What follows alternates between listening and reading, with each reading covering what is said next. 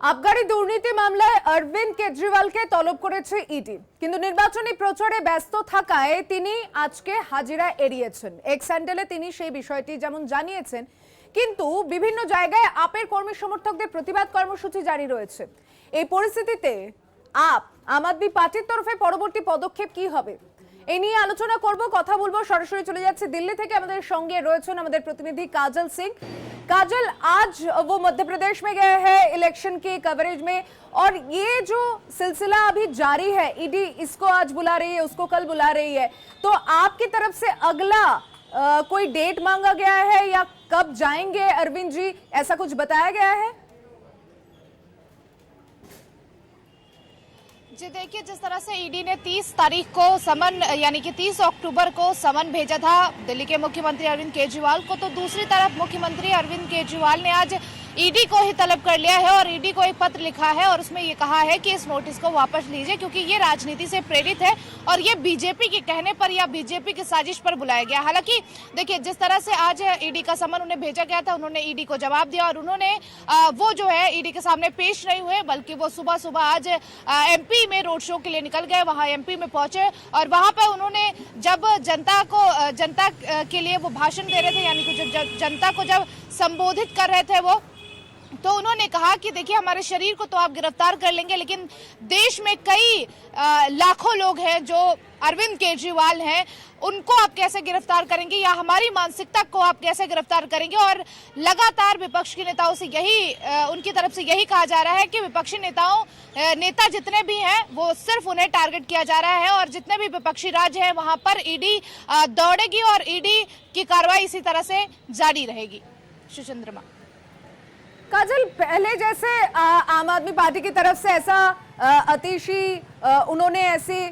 Doubt रखा था सामने के शायद आज अगर जाएंगे अरविंद केजरीवाल तो उन्हें गिरफ्तार किया जा सकता है, तो ऐसी सोच की क्या बुनियाद क्या है और क्या किस सोच में अगला ये जो शहर शहर में आपकी तरफ से जो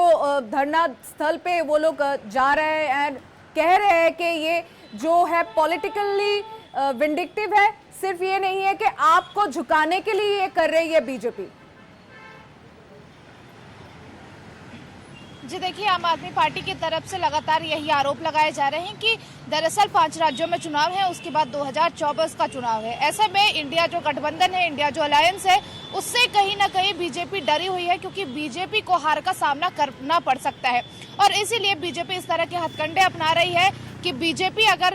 विपक्षी नेताओं को अगर गिरफ्तार नहीं करती है, ईडी सीबीआई का समन नहीं भिजवाती है, तो दरअसल ये हो सकता है कि 2024 का और 5 राज्यों में जो चुनाव है उससे भी हाथ धो सकती है, क्योंकि अब जनता अपना मूड बदल चुकी है और इसीलिए बीजेपी कहीं ना कहीं सबसे पहले आम आदमी पार्टी को टारगेट कर रही है। दूसरी तरफ हमने देखा अभिषेक बनर्जी को भी टारगेट किया गया, आम आदमी पार्टी की तरफ से ये लगातार कहा जा रहा है। दूसरी तरफ आपको बता दें, कांग्रेस के जो राजस्थान में